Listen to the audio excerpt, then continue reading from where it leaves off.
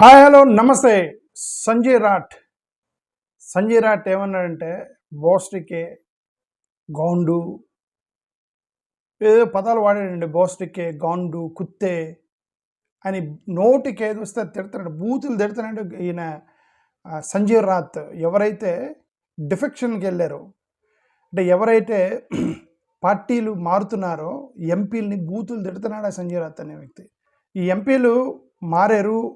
ఇదంతా కూడా ఎందుకు చేస్తున్నారో మీ అందరికీ తెలుసు. ఎందుకు చేస్తున్నారు?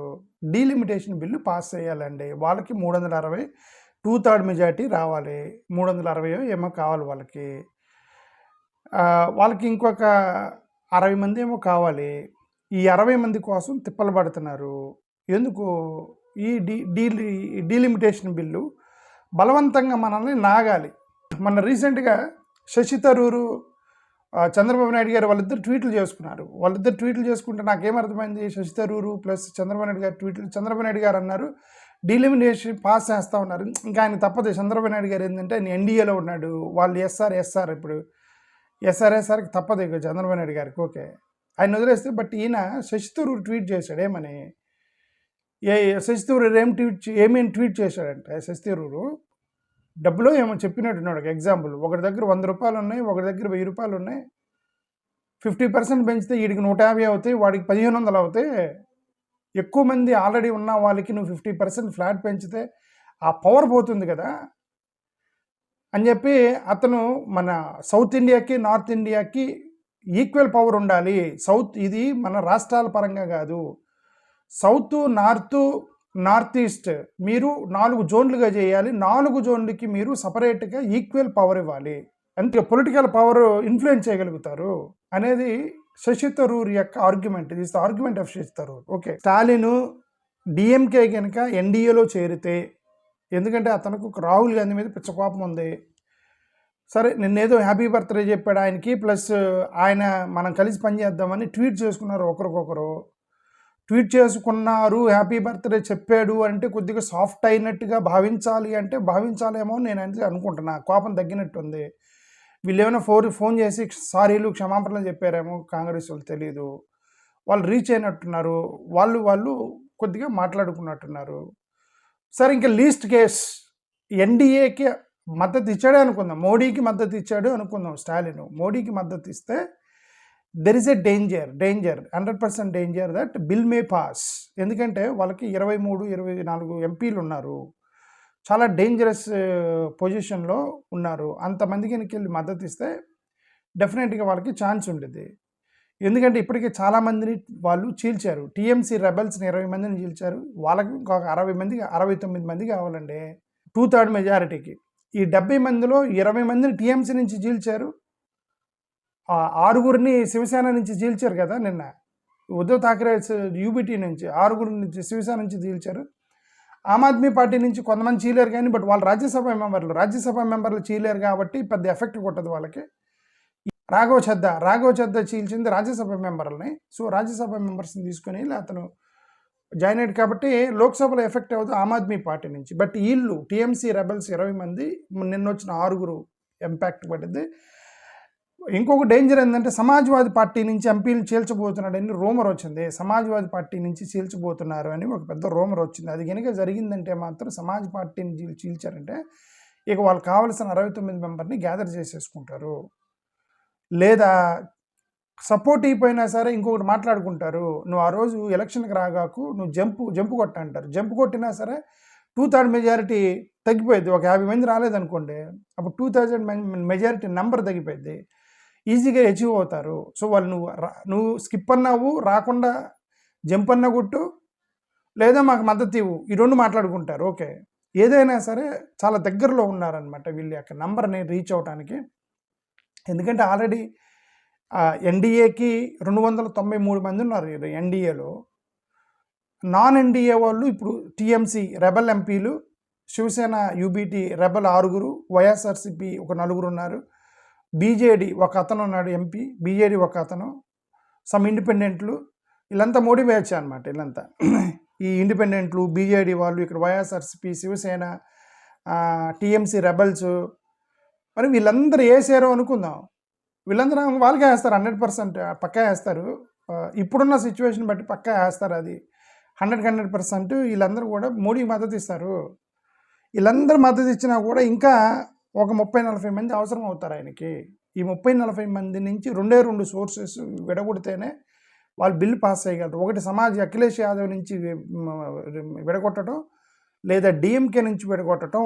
ఈ రెండిట్లో ఎక్కడ జరిగినా సరే వాళ్ళకి ప్రాబ్లం అయిపోయింది. ఇప్పుడు కేవలం ఒక కాంగ్రెస్ వాళ్ళు, సమాజ్వాదీ పార్టీ, డిఎంకే, లెఫ్ట్ పార్టీలు, ఆర్జేడీ, జేఎంఎం 4 ఉన్నాయి. ఇది డిఎంకే, సమాజ్వాదీ పార్టీ వీళ్ళిద్దరు కలిపి 60 సీట్లు దాకున్నారు. వీళ్ళిద్దరు 2 పార్టీల నుంచి కనుక చీల్చగలిగారంటే కథం మ్యాటర్ క్లోజ్ అయిపోయింది. బట్ డిఎంకే వాళ్ళు కష్టం చేయటం, ఎందుకంటే ద్రవిడియన్ పాలిటిక్స్ డిఫరెంట్గా ఉండేది. బట్ ప్రమాదం ఎస్పీ నుంచి, సమాజ్వాదీ పార్టీ నుంచి ప్రమాదం పొంచుకుంది. ఆ 37 మంది ఎంపీలు ఉంటారు ఉత్తరప్రదేశ్లో సమాజ్వాదీ పార్టీ నుంచి. ఆ 37 మందిలో మరి ఎవరు చీల్తారా, మరి అఖిలేష్ యాదవ్ కాపాడగలుగుతాడా వాటిని అనేది మనం చూడాలి, వచ్చే రోజులు చూడాలి. ఇప్పటికీ 26 మందిని చీల్చారు. ఇంకొక 40 మందిని కనుక చీల్చగలిగితే, 40 మందిని కనుక చీల్చగలిగితే అయిపోయింది మ్యాటరు. డీలిమిటేషన్ బిల్లు పెడతానికి చేస్తున్నారు ఇవన్నీ. ఈ డీలిమిటేషన్ బిల్లు పెడతానికి చేస్తే ఇక ఆంధ్రప్రదేశ్ గురించి మాట్లాడటం కూడా అనవసరము. ఎందుకంటే 25కి 25 నరేంద్ర మోడీ గారికి ఓట్లేస్తారు, తప్పులేదు. నరేంద్ర మోడీ గారికి ఓట్లేసి తప్పులేదండి. ఇప్పుడు భారతీయ జనతా పార్టీ వాళ్ళు ఉన్నారు, మాది నేషనలిస్ట్ అంటారు, సెక్యులర్ వాదం అనరు వాళ్ళు, మాది నేషనలిస్ట్ అంటారు.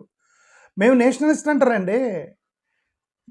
అసలు సెక్యులర్ వాదం అనేది మా సిద్ధాంతం కాదు, ఇది హిందూ దేశం, ఇది హిందూ దేశము, నేషనలిస్ట్ దేశం అని చెప్పి వాళ్ళు డైరెక్ట్గా చెప్పుకొని, వాళ్ళు కోటేసుకొని, వాళ్ళు ఎంపీలు వేసుకొని తప్పులేదు. అది ఆంధ్రప్రదేశ్లో పెద్ద తప్పు ఏంటంటే వీళ్ళందరూ సెక్యులర్, ప్రతి వాడు ఎవడన్నా కనబడి సెక్యులర్ వాదం అంటాడు. దళిత క్రైస్తవులకు రిజర్వేషన్ హక్కులు కావాలని చెప్పి గల్లీకి మీటింగ్లు పెట్టి అస్సలు నాయన దుమ్ముతున్నారు. 6 వారాల నుంచి ఆ సుప్రీంకోర్టు జడ్జిమెంట్ వచ్చిన దగ్గర నుంచి దొబ్బుతున్నారు కదా ఈ పాస్టర్లు మొత్తం. ఎక్కడ పడితే అక్కడ మీటింగ్లు పెట్టి, ఈ ఒక్క పాస్టర్ అయినా సరే నా ఓటు ఎక్కడ ఎండ్ అవుతుంది, నేను సెక్యులర్ వాదిని కదా అని ఆలోచించారా ఎవరన్నా? వీళ్ళు కూడా మేము నేషనలిస్ట్ అని చెప్పుకొని, మేము ఇదండి మా సిద్ధాంతం జాతీయవాదం. పవన్ కళ్యాణ్ చూడండి, చాలా ఎక్స్ట్రాడినరీ, మేము జాతీయవాదం అంటాడు. పవన్ కళ్యాణ్తో ప్రాబ్లం లేదు, నేను జాతీయవాదిని అని చెప్పేసి ఆర్ఎస్ఎస్ లాగా మాట్లాడుతున్నాడు. క్లారిటీ వచ్చింది, ఇష్టం ఉన్నవాడు ఓటేస్తాం లేకపోతే లేదు. ఎటు వచ్చి సెక్యులర్ వాదము, దళిత క్రైస్తవులు హక్కులు ఉండాలి అని చెప్పి ఎక్కడ పడితే అక్కడ మీటింగ్లు పెట్టి ఎక్కడ పడితే అక్కడ చేసే వాళ్ళకి నాకు మా సిద్ధాంతము సెక్యులర్ వాదం కాదు, మేము జాతీయవాదం మా సిద్ధాంతము, పవన్ కళ్యాణ్ చూసి మేము ఫాలో అవుతున్నాము, we're taking inspiration from Pawan Kalyan, that we're nationalists అని చెప్పేసి వాళ్ళకి మద్దతు ఇస్తే ప్రాబ్లం లేదండి. టీడీపీ వైసీపీ ఇద్దరు ఇస్తే ప్రాబ్లం లేదు. ఇదేంటంటే సెక్యులర్ వాదం అని చెప్పేసి పాపం వీళ్ళు ఎంత కష్టపడుతున్నారా, ఇక్కడ ఎంత నష్టము, సౌత్ ఇండియాకి ఎంత నష్టం. నా బాధ ఏంటంటే సౌత్ ఇండియాకి ఎంత నష్టం ఇది. ఏమంటే ఇప్పటికే డామినేట్ చేస్తున్నారు కదండి. ఇప్పుడు ఏం గొడవ అంతుంది, ఇప్పుడు డామినేట్ చేస్తున్నారు వాళ్ళు. అక్కడ నార్త్ ఇండియాలో గెలిచేసి మొత్తం కూడా నార్త్ ఇండియాలో అన్ఎడ్యుకేషన్ ఎక్కువ ఉండటం వల్ల ఉత్తరప్రదేశ్ లాంటి ప్లేసుల్లో, ఉత్తరప్రదేశ్, బీహార్ ఎక్కడైతే అన్ఎడ్యుకేషన్ ఎక్కువ ఉందో అక్కడ వీళ్ళు మతం మీద రెచ్చగొట్టేసి అక్కడ ఓట్లు వేసుకొని గెలిచి మొత్తం కూడా బిల్లులు చేస్తున్నారు. బిల్లులు చేస్తే నష్టపోతుంది సౌత్ ఇండియాలో, ఈ ఎడ్యుకేటెడ్ పీపుల్ నష్టపోతున్నారు కదా, రైట్. ప్రాబ్లం అవుతుంది కదా 200తో. సో ఏమోనండి, అదే నేను పాస్టర్స్కి చెప్పేది ఏంటంటే, నేను ఇంకోసారి చెప్తున్నానండి, YSRCP personally is a good person, Chandrababu Naidu గారు personally is a good person, Jaganmohan Reddy personally philosophically is a secularist, Nara Chandrababu Naidu philosophical is a secularist. నిజం మాట్లాడితే వైసీపీకి టీడీపీకి పెద్ద తేడా లేదు. సెక్యులరిజం మాటకు వస్తే ఇద్దరికి పెద్ద తేడా లేదు. ఇద్దరు ఇబ్బంది పెట్టరు, లోకల్గా ఇద్దరు ఇబ్బంది పెట్టరు, క్రిస్టియన్స్ని ఎవరు ఇబ్బంది పెట్టరు, ఎవరు కూడా మిమ్మల్ని ఇదేమి చేయరు. ప్రాబ్లం ఎక్కడ వచ్చింది, నేషనల్లో ఓటింగ్ ఇద్దరు కలిసి వేస్తున్నారు. అందుకే సంజయ్ రాత్ ఈ పార్టీ మారే వాళ్ళు మొత్తం బోస్ట్కే గాండు కుత్తే ఏ పదాలు వాడుతున్నాడు, ఆయనకి ఫ్రస్ట్రేషన్ వచ్చింది, ఆయన బూతులు మాట్లాడుతున్నాడు, నేను మాట్లాడలేకపోతున్నాను. Simple straightforward ADS we're 100% we're committed to secularism. Undoubtedly we're committed to secularism. So ప్రతిదాన్ని మేము దేవుడు అడుగుతామంటారు.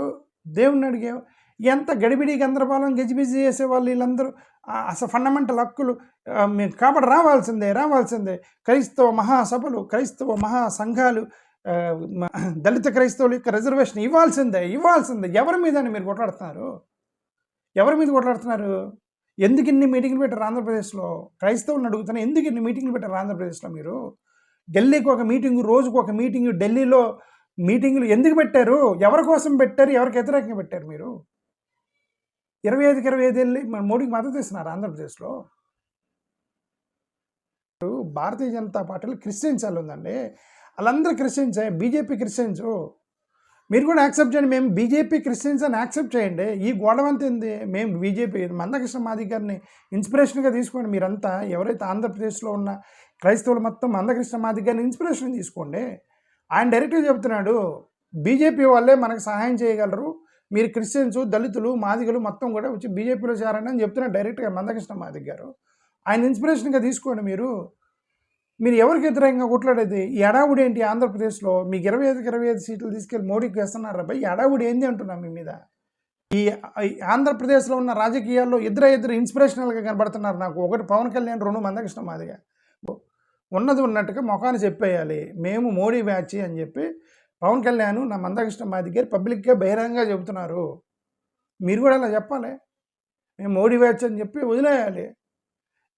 ఈ పాస్టర్ల మీటింగ్లు ఎందుకు? ఇదంతా ఎందుకండి? మీరు పాస్టర్ల మీటింగ్లు ఎందుకు? క్రైస్తవ సంఘాల హక్కుల సంఘాలు ఏంటి? పాస్టర్ల అసోసియేషన్లు ఏంటి? ఈ దళిత సంఘాల అసోసియేషన్లు ఏంటి? రిజర్వేషన్ పరిరక్షణ సమితులు ఏంటి? రాజ్య ప్రైవేటైజేషన్ వ్యతిరేక సమితులు ఏంటి? స్టీల్ ప్లాంట్ని మేము కాపాడుతాము ఏంటి? ఇవన్నీ ఎందుకు? Why are doing all this అంటున్నా? మీరు ఎందుకు చేస్తున్నారు ఇవన్నీ చేసి అల్టిమేట్గా మీరు రేపొద్దున చూస్తూ ఉండండి. రేపొద్దున డీలిమిటేషన్ బిల్ పెడితే 25కి 25 ఆంధ్రప్రదేశ్ నుంచి నరేంద్ర మోడీ గారికి పూల్లో పెట్టేస్తారు. అక్కడ 25కి 25 మోడీకి వేస్తారు అక్కడ ఆంధ్రప్రదేశ్లో. వాల్యూ ఉండదు. అప్పుడు మీరు చేసి ఈ నాటకాలకి, డ్రామాలకి వాల్యూ ఉండదు. ఈ క్రిస్టియన్స్ పడే పాటలకి, దళితులు పడే పాటలకి వాల్యూ ఉండదు. మిమ్మల్ని ఇక ఇద్దరే కాపాడగలరు. ఒకరు దేవుడు కాపాడగలడు, 2 అంబేద్కర్ కాపాడగలడు. చచ్చిపోయి మనుషుల్ని బతికించేది ఇద్దరే.